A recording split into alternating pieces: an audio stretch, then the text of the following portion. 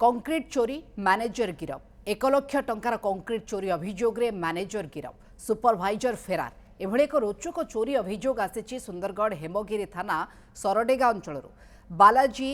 ଇଞ୍ଜିକନ company चोरी କରିଛନ୍ତି कंपनीर मैनेजर कंपनी ସରଡେଗାରେ रेलवे ओभरब्रिज निर्माण କରୁଛି निर्माण दायित्व ଥିବା मैनेजर अमर राउल और सुपरभाइजर पवित्र महांती कंक्रीट चोरी करी अन्य एक ठिकादार को बिक्री करथिबा अभियोग परे पुलिस एक मामला रुजु करी मैनेजर को गिरफ्त करछि फेरार सुपरभाइजर को खोजुछि पुलिस।